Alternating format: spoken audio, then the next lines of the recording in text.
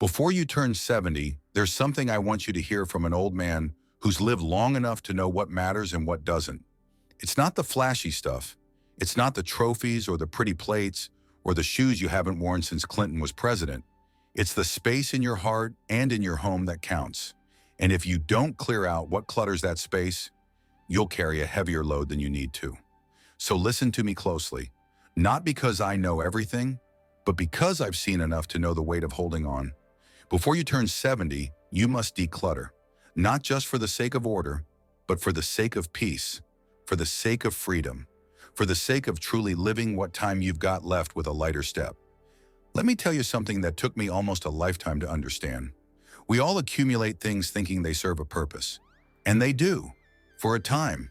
That keychain from your first car, the drawer full of birthday cards from people who aren't even alive anymore, the closet packed with clothes that haven't fit since your kids were still in high school.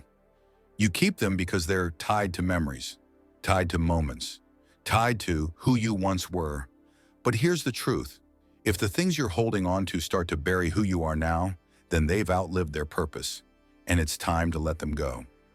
When I was 68, I stood in front of my garage staring at a pile of stuff I hadn't touched in over a decade. Old tools, rusty cans of paint, a broken lawn chair with cobwebs clinging to its legs. I looked at it and felt a deep weight pressing on my chest, not just because of the mess, but because I realized how much time I had wasted keeping things I didn't need. That garage was a mirror. It showed me how much I had held on to out of habit, out of fear, out of some strange loyalty to the past. But the past had already gone, and it wasn't coming back. So I started, slowly, with my books. I had shelves full of them. Some I'd read, some I meant to read but never did. I kept telling myself I'd get around to them, but deep down, I knew I wouldn't. And even deeper down, I knew someone else could enjoy them more than I ever would. I boxed them up and gave them away. I'll be honest, it hurt a little, but when I saw that empty shelf, I felt something I hadn't felt in years. Relief, like I had made space for something new. Not just physically, but inside. Then came the clothes. My wife and I had closets stuffed with things we no longer wore. Suits I hadn't put on since my last job interview. Dresses she once wore to weddings and anniversaries. We sat down together, opened every drawer and every hanger, and asked ourselves one question. Do I really need this now? Not did I need it once. Not might I need it someday. But do I need it now? The answer was often no. So out they went, bags and bags to charity. And just like with the books, it was like shedding old skin. You know, one of the most surprising things I found cluttering my home was paperwork. Piles of it. Insurance policies from 30 years ago, receipts for appliances we no longer owned, medical records that had long since been digitized. Holding on to those papers gave me a false sense of control. Like if I kept enough records, I could prevent anything bad from happening. But life doesn't work like that. You can't file away the future. You can't organize your way out of grief or aging or uncertainty. So I shredded what I didn't need, kept only the essentials, and what I was left with was clarity. Then there were the sentimental items, the hardest ones. My son's old toys, my daughter's first report cards, birthday cards from friends who had passed on. Those things hit me right in the heart. I sat for hours sometimes, holding them, remembering, crying even. And that's okay. Those moments are part of the process. But I had to ask myself, am I honoring their memory or trapping it? Keeping something in a box doesn't keep the person. It just keeps dust. So I chose a few special items. A small box.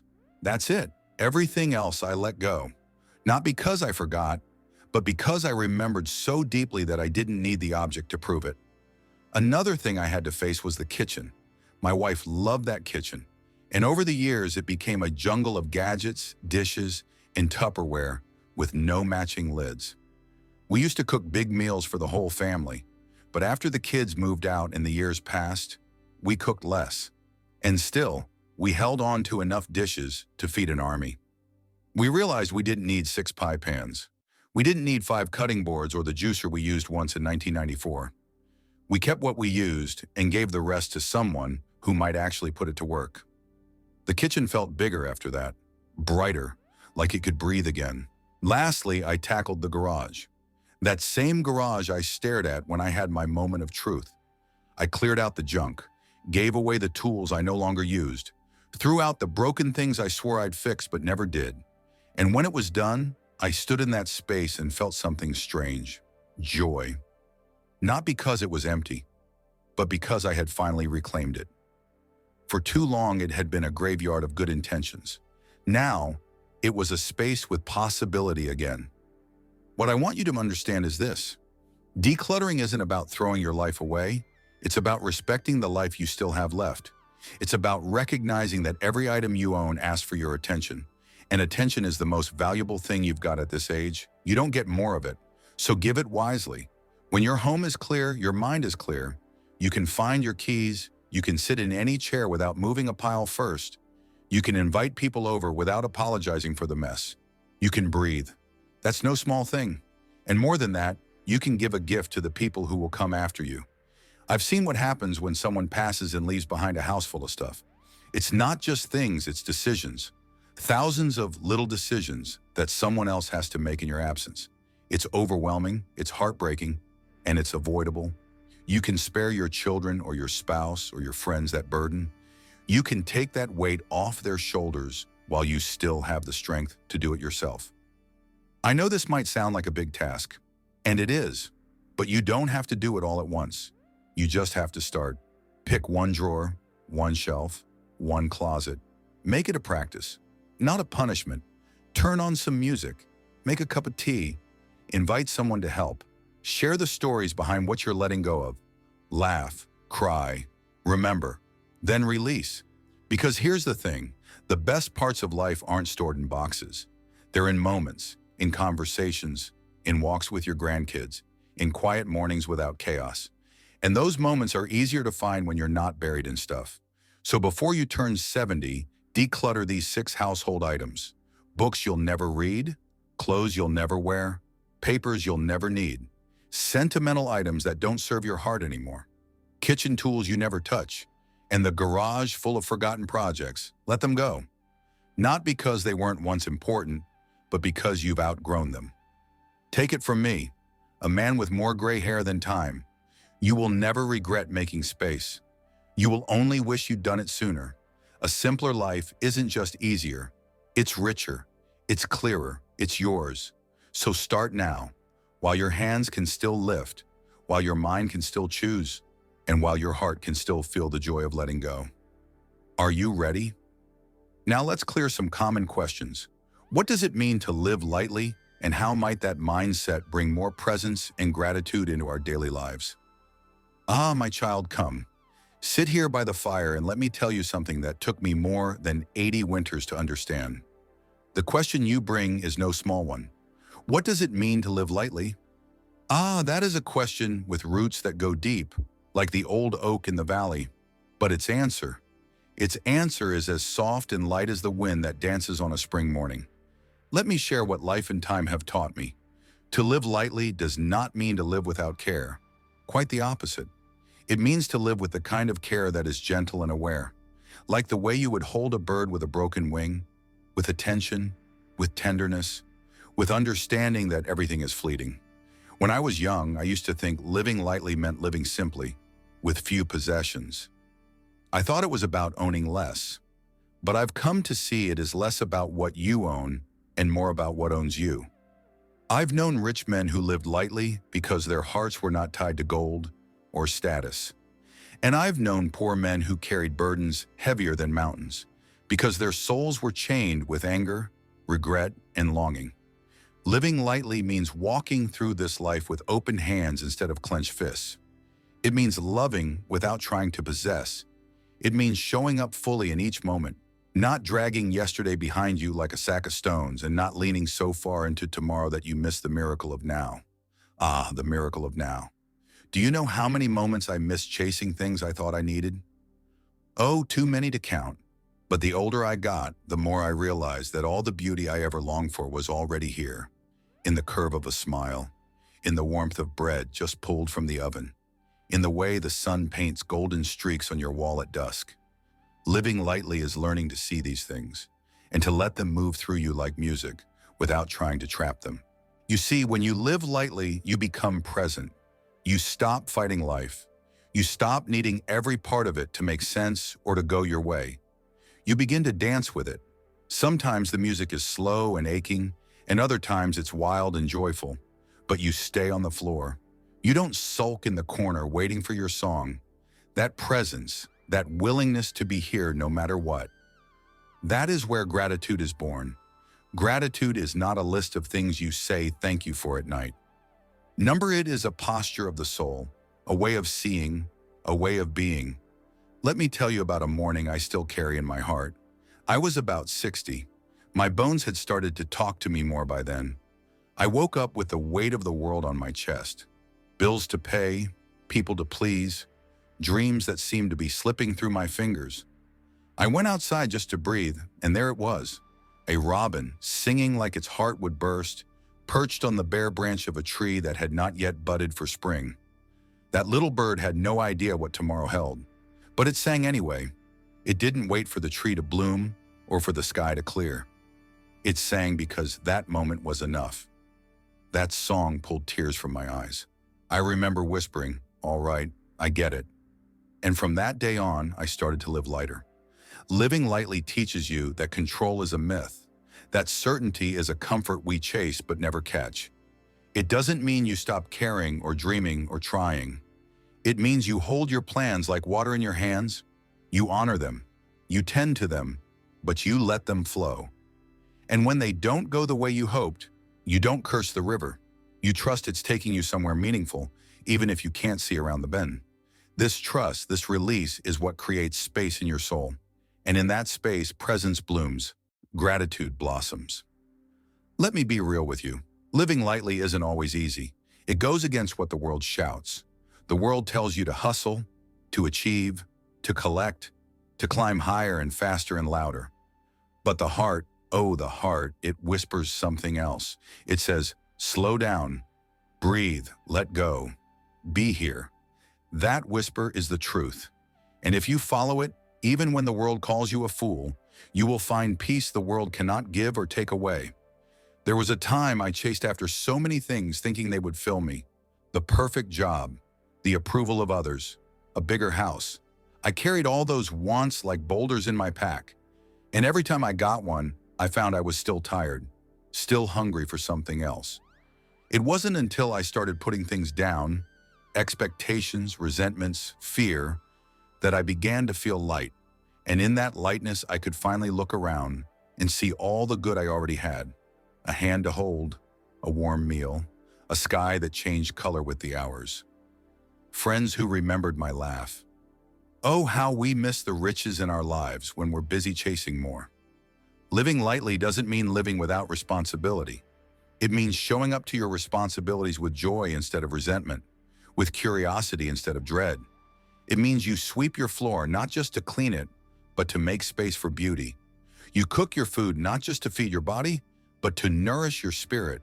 You listen to someone not just to reply, but to truly hear their heart. This way of being makes ordinary things sacred. It turns the mundane into a miracle. You'll find as you walk this path that presence and gratitude are not goals to achieve. They are gifts that show up when you stop trying to force life and begin to trust it. When you wake each day not asking, what can I get, but what can I see? What can I bless? What can I release? Gratitude sneaks up on you like sunlight on your shoulders. It fills you when you least expect it, in laughter, in quiet, in the rhythm of your own breath. So what does it mean to live lightly? It means to love freely, to forgive quickly, to hold loosely, to show up bravely. It means to laugh from your belly and cry without shame. It means to know that everything you cling to, you will one day have to let go. And so you choose instead to treasure it while it is yours and bless it when it leaves. That, my child, is freedom. That is the wisdom of the bird, the whisper of the wind, the way of the soul. Take it from an old man who has carried many things and finally learned to set them down. Live lightly, and you will find that the lighter you become, the more grounded you feel. The more you let go, the more you are able to hold what truly matters. Presence, gratitude, love. Not in your hands, but in your being. And that, my dear one, is the richest life of all. How do we begin the process gently and meaningfully, without guilt or pressure, but with compassion for who we've been? Now that's a question worth sitting with. Come here, pull up a chair and rest your bones a while. You've got a heavy one in your hands and I can feel the weight of it from where I sit. How do we begin again, not with punishment, not with guilt snapping at our heels, but with the tenderness we so rarely offer ourselves? How do we start the next chapter without shaming the pages we've already written? That's not something you figure out in a single night. No, that's the kind of knowing that drips into you slow, like sap from a wounded tree, thick and sweet and hard-earned. You see, most of us are taught to begin by fixing. We look at where we've been and we see only the mess, the wrong turns, the missed chances, the things we said we'd do but never did, and we rush in like a janitor with a mop, trying to scrub it all away so we can feel clean again. But beginnings don't come from scrubbing. They come from seeing, truly seeing, and to see yourself clearly, you have to be willing to sit with the version of you that made those choices. Not to scold them, not to shame them, but to listen. That's the beginning. Compassion, not the soft, fluffy kind people toss around in quotes. I'm talking about the gritty, honest kind that says, I see why you did what you did. I see you were trying. I see you didn't know better, and I'm still here with you. I remember when I hit a wall in my own life. I was in my 50s and everything I had built felt shaky, like it could collapse with a stiff wind. My marriage was more silence than conversation. My kids had grown distant. I had spent years chasing success, thinking it would fill the hollowness I never spoke of. But when I finally got what I thought I wanted, all I felt was tired. And the guilt came hard. It said, you wasted so much time. You weren't present. You were selfish. And for a while, I believed it. I let it wrap around me like a chain. But something quiet inside me began to whisper. It said, what if you didn't waste it? What if you were surviving the only way you knew how? That whisper saved me. That whisper is how you begin, gently. You don't bulldoze the past. You walk through it, step by step, like an old house you used to live in. You touch the walls, you look at the photos, you remember the reasons. And then you thank it. Yes, even the hard parts. You thank the version of yourself that got you here, that kept going when things were dark, that kept loving even if clumsily, that kept waking up even when it hurt to do so. Beginning with compassion means refusing to tear yourself apart in the name of growth. It means loving your past self enough to say, we did our best, and now we're going to do better. Not because you were bad, but because we're ready. You start by slowing down. That's another piece people miss. The world is addicted to speed. Start fresh, make goals, change your life. But healing doesn't happen in a rush. It happens in the pauses, in the quiet, in the moments when you finally stop trying to perform for the world and start asking yourself, what do I really need?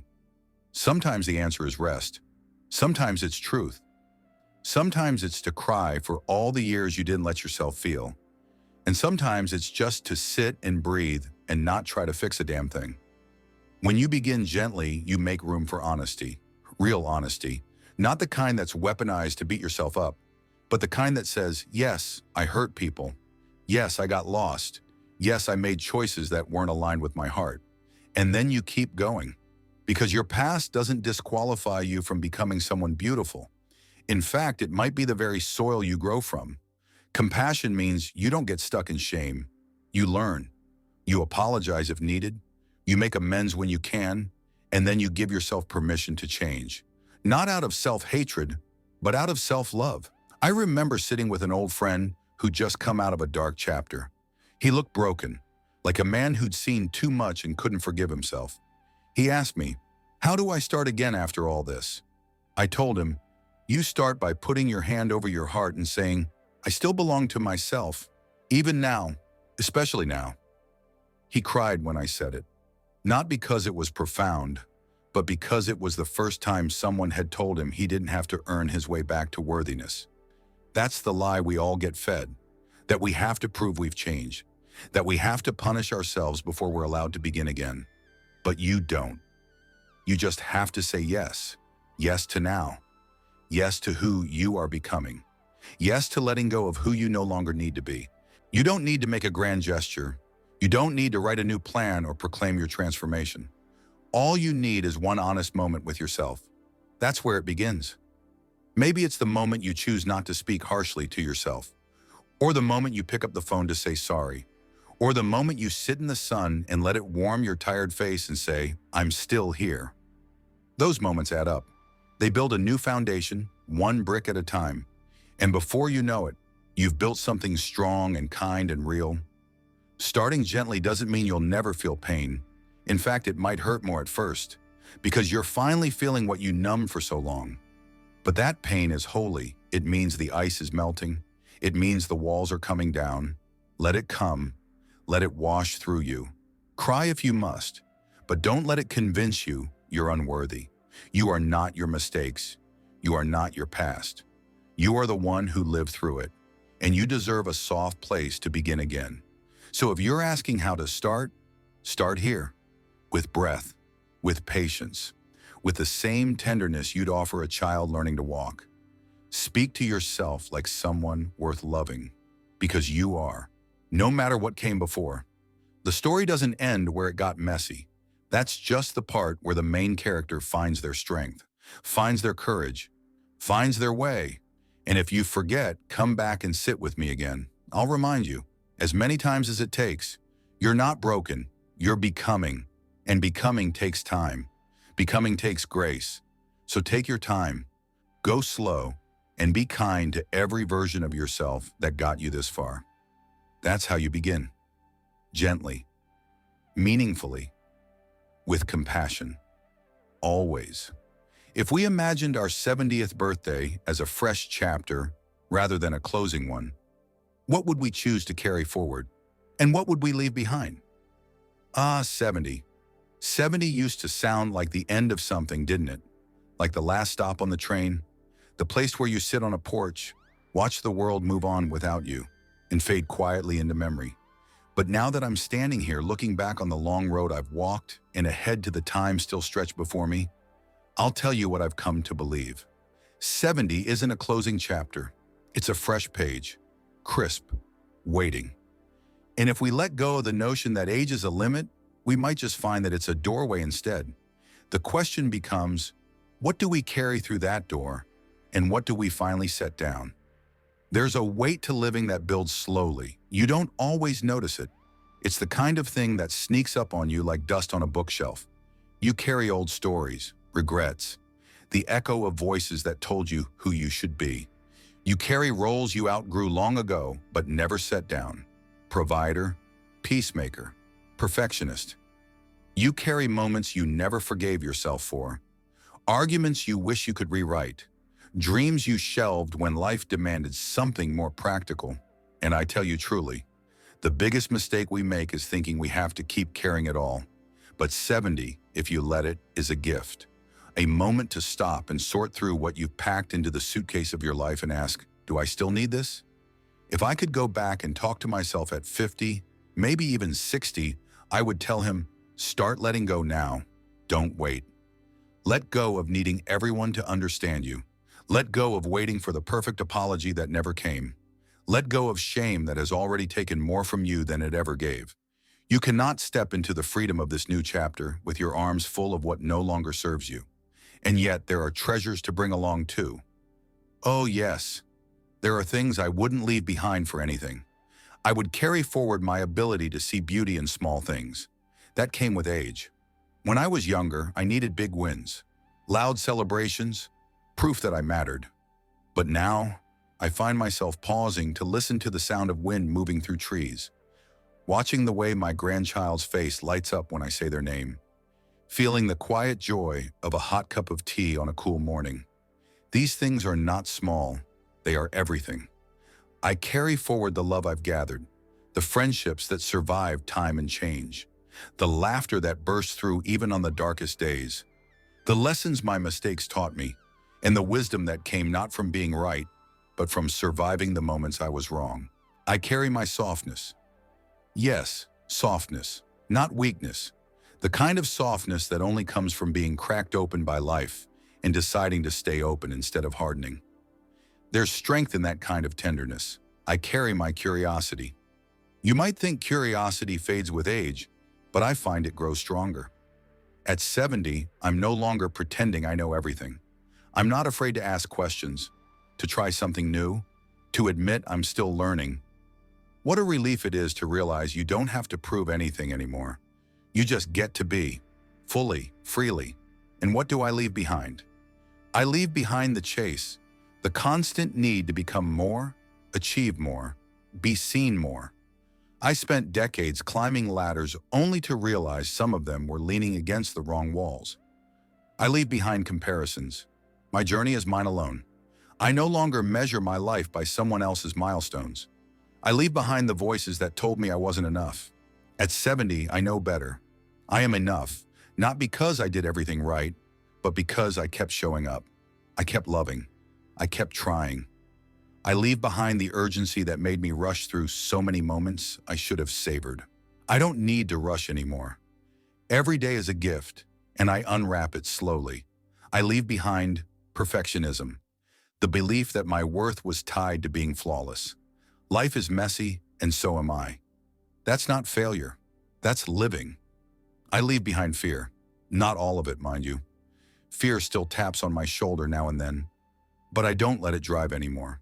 I nod to it. I thank it for trying to keep me safe, and then I walk on without it. If you're approaching 70, or already there, or just imagining what it might be like someday, hear this from me. You are not too old to start again. You are not done growing, not done dreaming, not done laughing so hard you cry. There is still time to make peace with your past, still time to mend relationships, to try something wild, to speak your truth without apology, to dance barefoot in your kitchen, to fall in love again, with someone else or with yourself. This chapter can be anything you want it to be. It's not about decline, it's about deepening. This is the chapter where you get to write without all the noise. You know who you are now, or maybe you're still figuring it out. That's all right too. But you've lived long enough to know what matters. And that clarity is gold. Carry forward your joy, your resilience, your humor, your wild stories, your wisdom, your scars. They're proof that you lived, not just existed. Carry forward the parts of you that still light up when they hear music. The parts that still believe in magic. That's still hope. That's still love with abandon. Leave behind bitterness. It's too heavy. Leave behind waiting for permission. You don't need it. Leave behind old roles that no longer fit. You get to redefine who you are now. Leave behind anything that makes you feel small. You've earned the right to take up space, to be loud, to be seen, to be fully unapologetically you. So when your 70th birthday comes, don't see it as the end of the road. See it as a trailhead, a place to pause, take a breath, and choose how you'll walk the next stretch. Lighter, freer, wiser, with arms open to what's next. I'll tell you something I learned not long ago. The soul doesn't age the way the body does. It stays curious. It stays young. So let it lead. Let it guide you into this next chapter with wonder, not dread. There's so much life left, and it's yours to live. Not just quietly, not just safely, but joyfully, fully. And if you ever forget how to begin again, just remember this old man telling you that 70 is not a closing. It's an invitation, a turning towards something new, a chance to write the most beautiful chapter yet. If you liked today's discussion, don't forget to like the video, and if you haven't subscribed to the channel yet, hit the subscribe button and the bell icon to stay updated with every video we release. And yes, don't forget to share your experiences and thoughts in the comments. Every comment is special to us. Your feedback helps us improve further. We'll continue to meet you in every new video on this channel, so until next time, take care.